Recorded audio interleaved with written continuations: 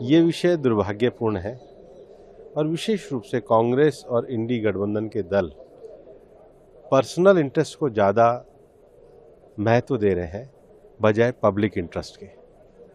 नीति आयोग एक संघवाद के विचार की संस्था है जिस पर पूरा फेडरलिज्म के दृष्टि से विकास कार्यों की चर्चा की जाती है और इसलिए जो बायकॉट है ये दुर्भाग्यपूर्ण है। ये भी एक देखने लायक बात है कि पिछली बार भी केजरीवाल और कुछ दलों के द्वारा बायकॉट किया। इवन पार्लियामेंट में भी 2022 में हमने इंसिडेंट देखे हैं जब ऑल पार्टी मीटिंग का बहिष्कार किया। ये जो बहिष्कार की राजनीति है, ये बहिष्कार की राजनीति दुर्भाग्यपूर्ण है और नीति आयोग जैसे फोरम जो ऐसी संस्थाएं हैं जो नॉन पॉलिटिकल होकर के कोऑपरेटिव फेडरलिज्म को बढ़ाने के लिए, विकास के मार्ग को बढ़ाने के लिए, उस पर ब्रेन स्टॉर्मिंग करने के लिए जो संस्थाएं काम कर रही हैं, उस पर ये जो बहिष्कार है इस विषय को दर्शाता है कि ये लोग पूरी तरीके से जनता को, जनता के विषयों को दरकिनार कर रहे हैं और केवल अपनी राजनीति के पर्सनल जो इंटरेस्ट है उसको पब्लिसिटी इंटरेस्ट में डेवलप करना चाहते हैं। इस पर ये जो बजट है ये डिस्क्रिमिनेटरी है, इसमें दो राज्यों दो को ज्यादा दो अलग अलग विषय हैं। बजट पूरे देश के परिप्रेक्ष्य में बनाया जाता है, देश के विकास के परिप्रेक्ष्य में बनाया जा रहा है और इतने बड़े बजट में देश के सब भागों का और सर्वांगीण विकास का विषय है। जब बजट का पैरामीटर्स आप देखेंगे, जो 9 पैरामीटर है, वो 9 पैरामीटर देश के हर वर्ग को जोड़ने के लिए है। जब बजट में कहा जाता है कि गरीब, युवा, किसान और महिलाओं का बजट है तो पूरे देश के लिए बजट है। और नीति आयोग तो एक डिफरेंट फोरम है। नीति आयोग एक अलग बॉडी है जो वास्तव में देश का थिंक टैंक है और राजनीति में, लोकतंत्र में ये माना जाता है कि थिंक टैंक के अंदर सबका कंट्रीब्यूशन होना चाहिए। जहाँ कंट्रीब्यूशन देने की बात आती है, जहाँ जिम्मेदारी की बात आती है, जहाँ जिम्मेदारी लेकर देश को बनाने की बात आती है, वहाँ तो ये गैर जिम्मेदाराना हो जाते हैं।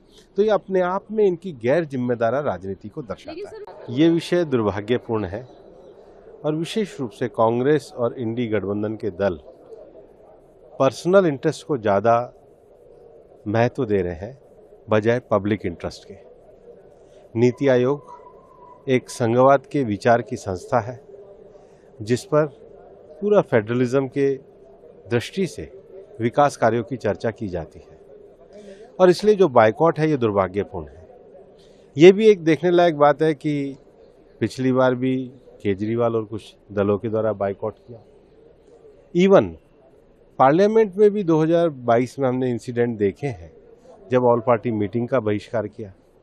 ये जो बहिष्कार की राजनीति है, ये बहिष्कार की राजनीति दुर्भाग्यपूर्ण है और नीति आयोग जैसे फोरम जो ऐसी संस्थाएं हैं जो नॉन पॉलिटिकल होकर के कोऑपरेटिव फेडरलिज्म को बढ़ाने के लिए, विकास के मार्ग को बढ़ाने के लिए, उस पर ब्रेन स्टॉर्मिंग करने के लिए जो संस्थाएं काम कर रही हैं, उस पर ये जो बहिष्कार है इस विषय को दर्शाता है कि ये लोग पूरी तरीके से जनता को, जनता के विषयों को दरकिनार कर रहे हैं और केवल अपनी राजनीति के पर्सनल जो इंटरेस्ट है उसको पब्लिसिटी इंटरेस्ट में डेवलप करना चाहते हैं। इस पर ये जो बजट है ये डिस्क्रिमिनेटरी है, इसमें दो राज्यों दो को ज्यादा दो अलग अलग विषय हैं।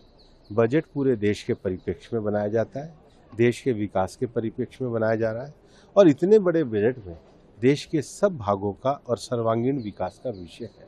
जब बजट का पैरामीटर्स आप देखेंगे, जो 9 पैरामीटर है, वो 9 पैरामीटर देश के हर वर्ग को जोड़ने के लिए है। जब बजट में कहा जाता है कि गरीब, युवा, किसान और महिलाओं का बजट है तो पूरे देश के लिए बजट है और नीति आयोग तो एक डिफरेंट फोरम है। नीति आयोग एक अलग बॉडी है जो वास्तव में देश का थिंक टैंक है और राजनीति में, लोकतंत्र में ये माना जाता है कि थिंक टैंक के अंदर सबका कंट्रीब्यूशन होना चाहिए। जहाँ कंट्रीब्यूशन देने की बात आती है, जहाँ जिम्मेदारी की बात आती है, जहाँ जिम्मेदारी लेकर देश को बनाने की बात आती है, वहाँ तो ये गैर जिम्मेदाराना हो जाते हैं। तो ये अपने आप में इनकी गैर जिम्मेदारा राजनीति को दर्शाता है।